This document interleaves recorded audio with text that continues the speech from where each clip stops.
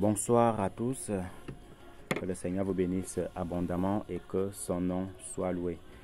Merci encore à vous de pouvoir suivre cette chaîne que le Seigneur a mis à mon cœur. Et j'espère que cette chaîne aussi vous fait du bien, que vous vous ressourcez un tout petit peu au travers de cette chaîne et que vous êtes bénis. Je m'excuse pour la vidéo précédente, pour le volume, vous savez. Je pensais que le volume était bas, mais en réécoutant la vidéo, je me suis rendu compte que le volume était un tout petit peu haut et qu'on m'entendait à peine, donc je m'excuse pour cela.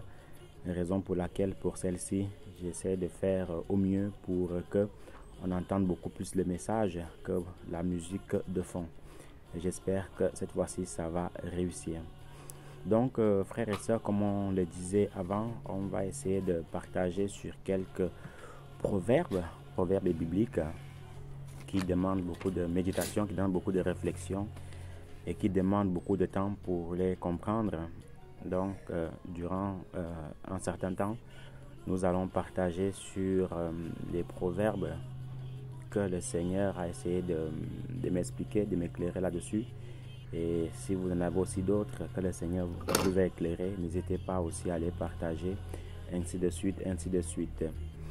Aujourd'hui, en cette soirée, nous allons parler du proverbe 18, le verset 17. Proverbe chapitre 18, le verset 17, qui dit: le premier à plaider une cause semble avoir raison jusqu'au moment où son adversaire le contredit. Le premier à plaider une cause semble avoir raison jusqu'au moment où son adversaire le contredit. Et la version Lue seconde dit que de celui qui parle le premier paraît juste, puis vient sa partie adverse et on l'examine. De celui qui parle le premier paraît juste, puis vient sa partie adverse et on l'examine. Qu'est-ce que le Seigneur veut nous faire comprendre par là? C'est un proverbe que beaucoup de juges ou les juges ont besoin. C'est un proverbe que les parents ont besoin. Ce sont les personnes principales qui ont besoin de ces proverbes-là. Sinon, c'est pour tout le monde. Pourquoi je parle beaucoup plus de juges? C'est parce qu'en fait, voyez-vous, un juge, quand je parle de c'est le juge du tribunal, même les jurés, voyez-vous, les jurés ont besoin parce que ce sont des personnes qui sont amenées à juger des affaires. Ce sont des personnes qui sont amenées à tirer des conclusions sur un problème, voyez-vous. Et quand on tire une conclusion sur un problème, on doit toujours écouter les deux parties. Voyez-vous, on doit toujours écouter les deux parties. C'est une erreur monumentale, c'est une erreur gravissime que dans un problème, on n'écoute qu'une seule personne, qu'elle soit pauvre ou riche, qu'elle soit petite ou grande, qu'elle soit handicapée ou en mode normal. Non, c'est une erreur gravissime. J'ai en fait envie de dire que c'est de l'injustice que de seulement écouter une seule partie. Et je disais aussi que c'est un proverbe que les parents ont beaucoup besoin dans la mesure où, vous savez, en tant que parents, on a des enfants 2, 3, 4, 5, 6, 7, 8, 9, 10, 11, 12 pour les plus sportifs, ainsi de suite, ainsi de suite. Et très souvent, il y a souvent des problèmes entre enfants. Voilà, il y a souvent des problèmes entre les enfants, ce qui est tout à fait normal. Nous étions aussi enfants et tout. Et quand un enfant, qui soit petit frère ou grand frère, vient nous voir en disant que mon grand frère m'a tapé, mon petit frère m'a tapé, ainsi de suite, ainsi de suite. Nous ne devons pas tout de suite dire au grand frère que c'est ton petit frère, pourquoi tu l'as tapé, tu ne dois pas le taper, ainsi de suite, ainsi de suite. Non, c'est une erreur d'agir ainsi, vous voyez. Donc, pour dire quoi? Pour dire que quand quelqu'un, le petit frère, on va commencer par le petit frère, vient auprès de nous pour nous dire que mon grand frère m'a tapé, voyez-vous, on doit appeler les deux parties. On doit appeler les deux personnes pour dire que, ok, Mathieu, tu dis que Luc t'a tapé. Ok, qu'est-ce que tu as fait? Premièrement, petit frère, qu'est-ce que tu as fait à ton grand frère pour qu'il te tape? Ça, c'est la première question qu'on doit poser au petit frère. Qu'est-ce que tu as fait pour qu'il te tape? Et une fois qu'on a écouté le petit frère, on doit maintenant écouter le grand frère pourquoi tu as tapé ton petit frère? Ou on peut aussi commencer par le grand frère, les deux vont ensemble, il n'y a pas de canevas général. Mais il faut questionner les deux personnes. Peu importe ce qu'il y a, il faut toujours questionner les deux personnes. Et par là, on verra la cause du problème. Parce que très souvent, les parents se trompent sur les jugements. C'est directement le grand frère qu'on tape parce qu'on se dit que non, c'est lui qui a forcément tort. Vous voyez un peu? Alors que ça peut arriver que c'est le petit frère qui provoque, et ainsi de suite, ainsi de suite. Ou parfois même, on peut taper directement le petit frère que tu n'as pas tapé sur ton grand frère. Ce n'est pas bon, ainsi de suite, ainsi de suite. Vous voyez un peu? Donc, c'est très important d'écouter les deux parties. Vous voyez, c'est toujours très important d'écouter les deux parties. On va prendre un autre cas. Dans un tribunal, l'assassin ou le meurtrier se présente, ou le fautif se présente, et la victime aussi se présente. Il est très important de demander, de poser ces deux questions. Pas forcément pour dire que, à coup sûr, on va acquitter le fautif, non. Toujours écouter pourquoi la personne a posé l'acte, pourquoi la personne a fait ceci, pourquoi la personne a fait cela. Et c'est ça qui va nous aider. Mais si on arrive en disant que tout de suite c'est la prison, bon, même s'il est vrai aussi qu'il y a des personnes, il y a des meurtres qui commettent, que parfois même, honnêtement, j'ai envie de dire, ils ne méritent même pas le jugement. C'est direct la prison. Vous voyez, c'est direct la prison. Par exemple, quand on entend quelqu'un qui a tué sa mère, qui a tué son père, qui a tué une famille, ce sont des choses incompréhensibles. Vous voyez? Mais en revenant un peu sur le but du sujet, c'est que tout jugement, on doit toujours questionner les deux personnes. Toujours questionner les deux personnes. Vous avez deux amis qui ont des problèmes. Voici un premier ami qui vient et qui vous dit, mais t'as vu ce qu'il m'a fait, il est méchant, il a parlé mal sur moi, il a fait ceci sur moi, ainsi de suite, ainsi de suite. Il faut lui dire, ok, d'accord, je t'ai écouté, mais pour apporter un bon jugement, il est important d'appeler aussi l'autre personne, que voici ce qu'on m'a soumis, voici ce qui se passe, qu'est-ce que toi tu peux dire par rapport à ça, ou est-ce que tu reconnais ces effets-là. Vous voyez un peu. Donc c'est très important que dans tout problème, écoutez les deux personnes. Parce qu'en général, vous savez, quand quelqu'un vient se plaindre auprès de vous sur une personne, c'est parce qu'elle veut que vous supportez sa partie. Elle veut que vous supportez sa cause. Parfois, elle peut avoir raison, voyez-vous. Elle peut avoir raison, comme elle peut avoir tort. Mais le juste juge, ou le juste jugement, veut que on écoute les deux personnes.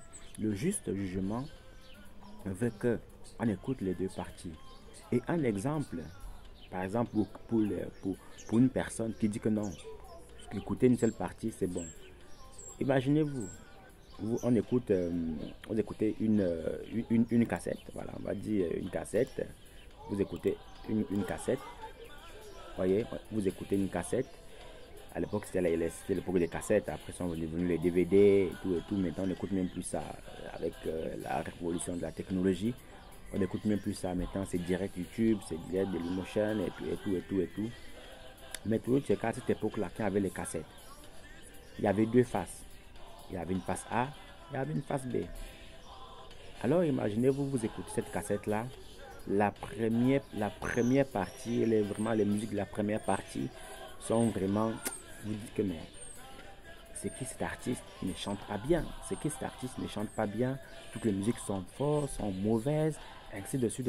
En gros, nous avons un très mauvais jugement, sur la première partie de la cassette.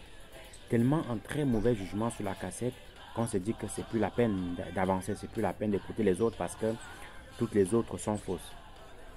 Oui. C'est un jugement parmi tant d'autres. Maintenant, qu'est-ce qu'il y a lieu de faire? Allons-nous maintenant nous attarder seulement sur le premier jugement, sur la première face, ou est-ce qu'on va aller sur un jugement sur la deuxième face? Telle est la question, mon frère. Telle est la question, ma soeur. Parce que si on s'arrête sur la première phase et qu'on s'est rendu compte, oui, si on porte un mauvais jugement sur la première phase, alors que la deuxième phase, en fait, est meilleure que la première phase, qu'est-ce qu'on fait? On aura loupé les bonnes choses, la deuxième phase. On aura loupé les bonnes choses, la partie B. Voyez un peu. Donc, c'est là où je vais en venir. Que quand c'est comme ça, toujours écouter les deux phases d'une cassette. La phase A, la phase B. Et quand on aura écouté les deux phases, là, on pourra tirer un jugement correct et un jugement juste, digne de ce nom. Donc, c'est pareil dans chaque problème. C'est pareil. Même si c'est notre meilleur ami, même si c'est notre meilleur ami, même si c'est notre ami, même si c'est qui. À chaque fois que quelqu'un vient nous voir par rapport à un problème, toujours écouter les deux parties. Ou même convoquer même les deux personnes. Que tu m'as dit ceci, tu m'as dit cela. Voici Marcel que tu accuses. Que tu dis qu'il a volé ton bic, qu'il a volé ton crayon, il a volé ceci, il a volé cela. Ou tu dis que Marcel a dit ceci sur toi, a dit cela sur toi. Marcel, qu'est-ce que tu en penses? Et en fonction de ce que Marcel va dire, on pourra voir si si la personne qui est venue se plaindre a raison ou pas.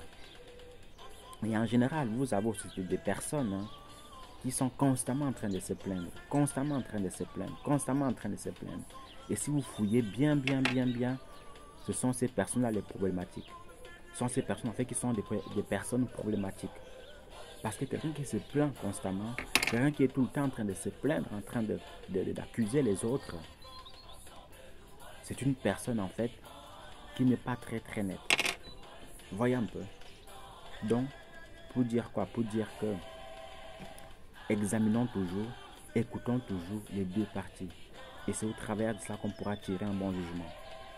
En tant que parent, en tant que juré, en tant que juge, en tant qu'être humain. Voyez un peu. On va terminer par cet exemple-là. Dans le livre de Roi, dans le livre de 1 Roi, à partir du chapitre 3 là-bas, avec le roi Salomon. Voici deux femmes qui se disputaient un enfant. Voyez, Salomon dit que, ok, amenez-moi ces deux femmes-là. Amenez-moi ces deux femmes-là. Et amenez l'enfant. Il a écouté la première femme. La première femme a dit que non, c'est mon enfant. Moi, je t'ai couché. Et cette femme-ci, elle s'est levée, elle a pris mon enfant pendant que je dormais. Et elle a volé mon enfant. Ok, Salomon écoute la première partie.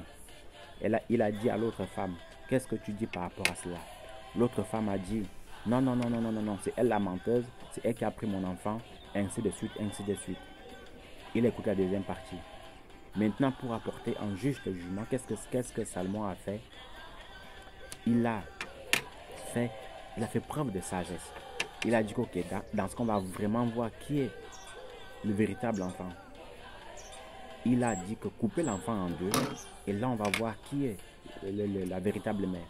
Et la fausse mère, en fait, par son comportement, par ses agitations, elle s'est rendue coupable elle-même.